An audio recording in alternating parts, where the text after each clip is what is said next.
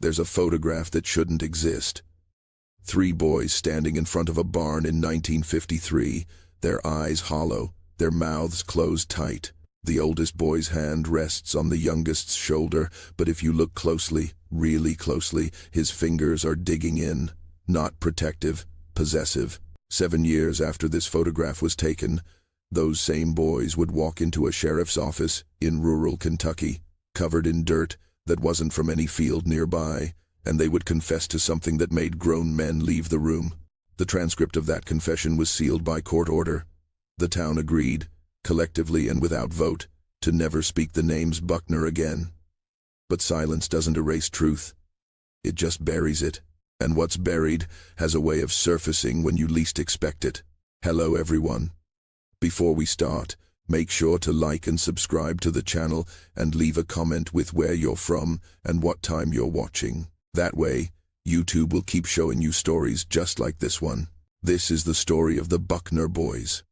3 brothers who disappeared from public record in 1960, only to reappear decades later in whispered conversations and therapy sessions across 2 states. This is not folklore. This is not legend. This is documented history that was deliberately hidden, filed away in county archives under names that were changed, in records that were sealed, in memories that were buried so deep that even the people who lived through it convinced themselves it never happened. But it did happen. And what those boys confessed in that sheriff's office in 1960 reveals something about the American family, about silence, about inherited violence, that we are still not ready to confront. The truth is worse than you think, and it starts, as these stories always do, in a house that looked normal from the outside. The Buckner family arrived in Harlan County, Kentucky, in 1946, just after the war ended. Thomas Buckner, the father, had served in the Pacific Theater, came home with medals and a silence that his wife, Margaret, learned not to disturb. They bought a farmhouse on 18 acres, far enough from town that neighbors were a concept more than a reality. Thomas worked at the coal company offices.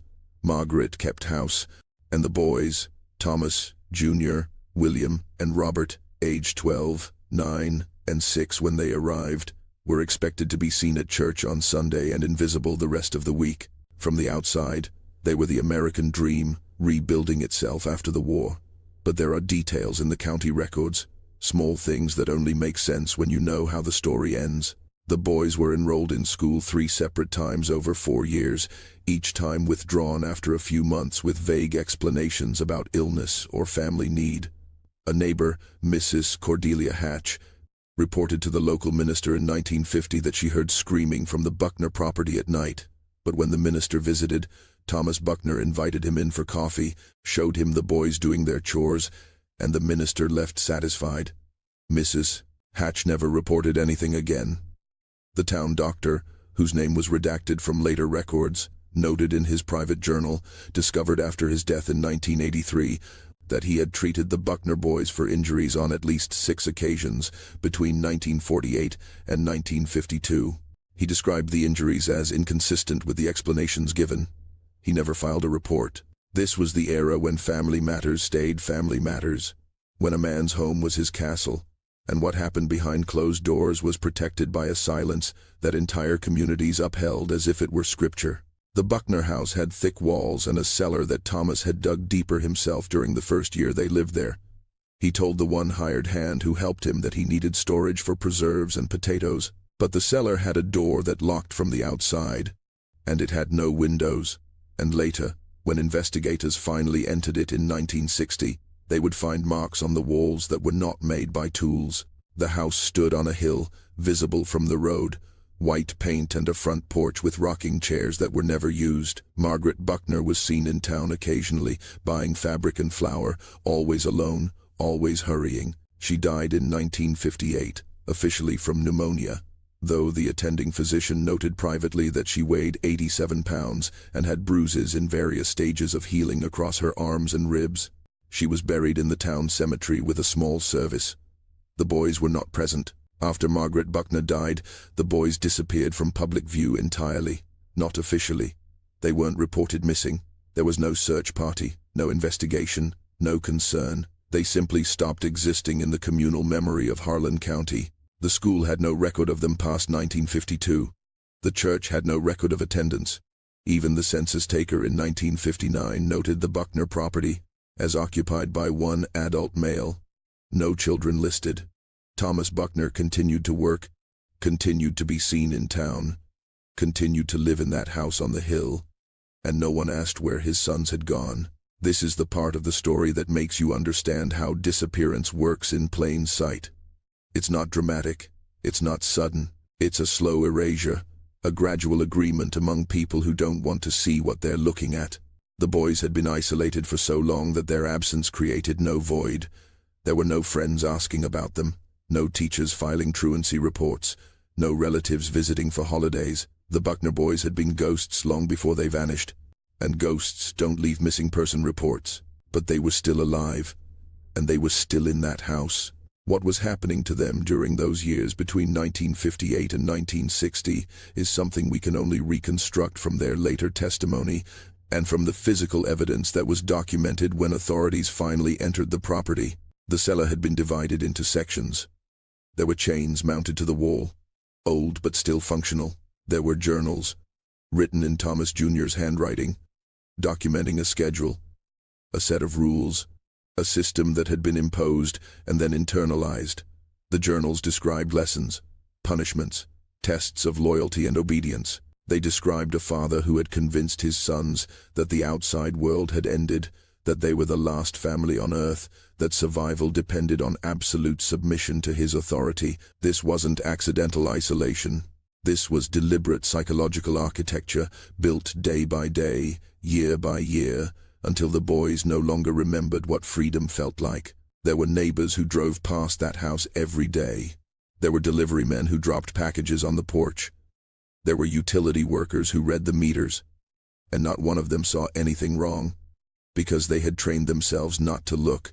In 1959, a traveling salesman knocked on the door and later told his wife he heard someone crying inside, but when Thomas Buckner answered, smiling and polite, the salesman sold him a set of encyclopedias and drove away. The crying stopped mattering the moment the door closed. That's how it works. That's how it always works. You hear something, you see something, and then you decide it's none of your business, and you move on, and you sleep fine that night because you've convinced yourself that what you didn't investigate couldn't have been real. On the morning of March 14th, 1960, Thomas Buckner left for work as he did every weekday. He locked the front door. He locked the cellar door. He drove his truck down the hill and into town. But that morning, something was different. Thomas, Jr., now 26 years old, had been working on the cellar lock for 3 months, using a nail he'd found in the floorboards, scraping away at the mechanism, a fraction of an inch each day while his father slept. The lock gave way at 9:47 in the morning. We know the exact time because Thomas Jr. had been keeping count of the hours, the days, the years, in marks scratched into the wall beside his mattress. 712 days since their mother died, 2,631 days since they'd last been outside together. The three brothers walked out of that cellar and up the stairs and out the front door, and they stood on the porch for 11 minutes without moving. This detail comes from a farmer named Eugene Travers, who happened to be fixing fence on the adjacent property and saw them. He described them later as looking like prisoners of war, gaunt and pale and blinking in the sunlight, as if they'd forgotten what it felt like. He started walking toward them to ask if they needed help, but they saw him coming and ran, not back into the house, into the woods. They ran like animals, he said, like they'd forgotten how to be human. They spent 2 days in those woods, drinking from streams, eating nothing, hiding when they heard vehicles on the distant roads. William, the middle brother, wanted to go back. He said so repeatedly, according to Thomas Jr.'s later testimony. He said their father would be worried. He said they were breaking the rules. He said the world had ended and they were supposed to stay inside. It took both his brothers holding him down to keep him from running back to the house. This is what captivity does. It doesn't just lock your body. It rewires your brain until the cage becomes safety and freedom becomes terror. William Buckner had been 9 years old when the isolation began. He was now 23. More than half his life had been spent in that cellar, and his mind had adapted to survive it by learning to love his chains. On March 16, 1960, the three brothers walked into the Harlan County Sheriff's Office. They were barefoot. Their clothes were torn. Thomas Jr. did the talking. He said, "We need to report our father." The deputy on duty, a man named Frank Hollister, later stated that he initially thought they were drifters or vagrants. He asked them where they'd come from. Thomas Jr. said, "The Buckner house on Old Mill Road. We've been there the whole time." Deputy Hollister knew that house. He knew Thomas Buckner. He'd gone to school with him, and he knew Thomas had sons, though he couldn't have told you when he'd last seen them. The deputy asked the obvious question. "The whole time?" Thomas Jr. nodded. "The whole time." Then he said, "We need to tell someone what he did." And Deputy Hollister, to his credit, and his eternal psychological burden, listened. The confession took 11 hours.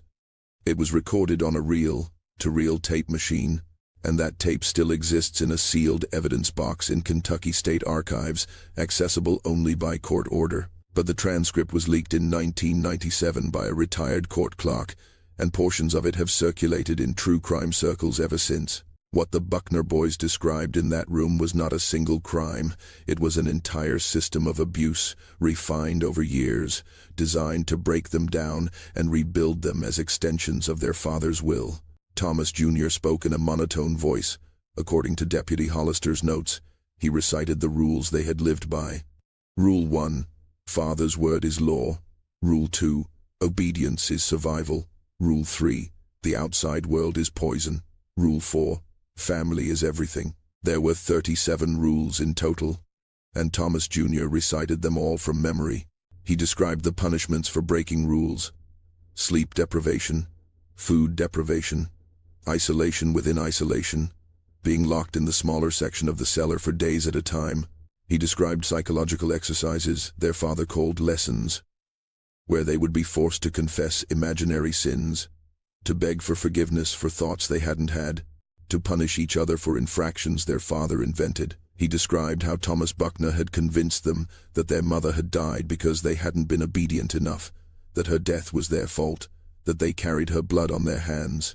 William cried through most of the testimony. Robert, the youngest, didn't speak at all for the first 6 hours. When he finally did speak, he asked if they were going to be arrested. Deputy Hollister said no. Robert asked if they had done something wrong by leaving. The deputy said no, you didn't do anything wrong. Robert didn't believe him. You could hear it in his voice on the tape. He'd been told his entire conscious life that disobedience meant death, and no amount of reassurance was going to undo that programming in a single afternoon. But the confession wasn't just about abuse. It was about what they had been trained to do. Thomas Buckner had been preparing his sons for something. He called it the continuation. He told them that society was collapsing, that the family was the only unit that mattered, that they would need to be hard and obedient and willing to do whatever was necessary to survive. He ran drills, escape drills, combat drills, obedience drills. He taught them how to kill animals with their hands. He taught them how to endure pain without crying out. He taught them that mercy was weakness and weakness was death. And he told them, repeatedly, that when the time came, they would be the ones who survived, because they had been trained, because they had been hardened, because they were his sons, and they would do what others couldn't. Thomas Jr. described this without emotion. He said, "Father believed the world was ending. He was preparing us to inherit what was left. If you're still watching, you're already braver than most. Tell us in the comments, what would you have done if this was your bloodline?" The sheriff arrived during hour 7 of the confession. He listened to the tape. He sent deputies to the Buckner house. Thomas Buckner was arrested at his workplace without incident. He declined to make a statement. The deputies who searched the house found everything the boys had described: the cellar, the chains, the journals. They also found something the boys hadn't mentioned, because they didn't know it existed. In a locked trunk in Thomas Buckner's bedroom, there were photographs, dozens of them. Photographs of the boys at different ages, bound and bruised and staring at the camera with empty eyes. Photographs that had been staged, deliberately composed, as if their suffering was being documented for some future purpose. And beneath the photographs, there were letters to no one, written by Thomas Buckner, explaining his philosophy, his system, his vision for a world where only the strong survived and obedience was the highest virtue. The letters read like a manifesto. They read like a religion. And they made it clear that what happened in that house was not the result of a man losing control. It was the result of a man executing a plan. Thomas Buckner's trial began in November of 1960 and lasted 3 weeks. The courtroom was closed to the public after the first day, when spectators became so disturbed by the testimony that 2 people had to be escorted out for disrupting proceedings. The prosecution presented the physical evidence, the journals, the photographs, the testimony of the 3 brothers. The defense argued that Thomas Buckner was a veteran suffering from undiagnosed mental illness, that the war had broken something in him, that he believed he was protecting his sons from a threat that only he could see. The jury deliberated for 4 hours. They found him guilty on multiple counts of unlawful imprisonment, child abuse, and assault. He was sentenced to 30 years in the state penitentiary. He showed no emotion when the verdict was read. He looked at his sons once, a long stare that made Thomas Jr. look away. Then, he was led out of the courtroom, and that was the last time the brothers saw their father.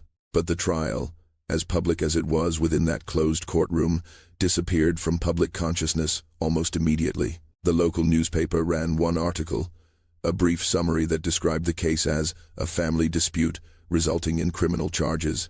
No details were included. No names were printed beyond Thomas Buckner's. The editor later admitted, in a private conversation recorded by a journalism student in 1978, that he'd been pressured by community leaders to minimize coverage. They said it would damage the town's reputation. They said it would hurt property values.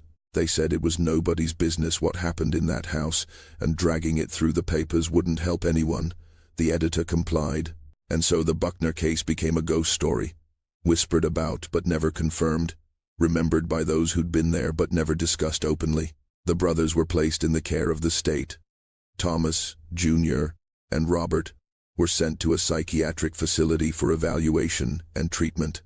William refused treatment. He said he wasn't sick. He said his father had been right about some things, that the world was dangerous, that family was all that mattered. He was released after 6 months and disappeared. Some records suggest he moved to West Virginia and worked in construction under an assumed name. Other records suggest he died by suicide in 1964. The truth is, no one knows. William Buckner erased himself as thoroughly as his father had tried to erase him, and he left no trail. Thomas Jr. spent 2 years in treatment, and then moved to Ohio, changed his name, and never spoke publicly about what happened. He married, had children, worked as a machinist until his retirement. His obituary in 2009 made no mention of his childhood.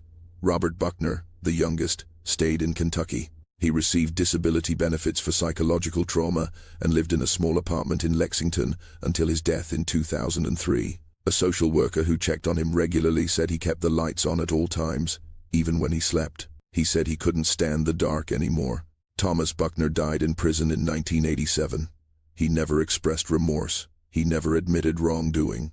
In a letter to his court-appointed psychiatrist, written in 1973 and later included in a research paper on familial abuse, he wrote, "I did what I believed was necessary. I prepared my sons for a world that would chew them up and spit them out. If they hated me for it, that was the price of their survival. I would do it again."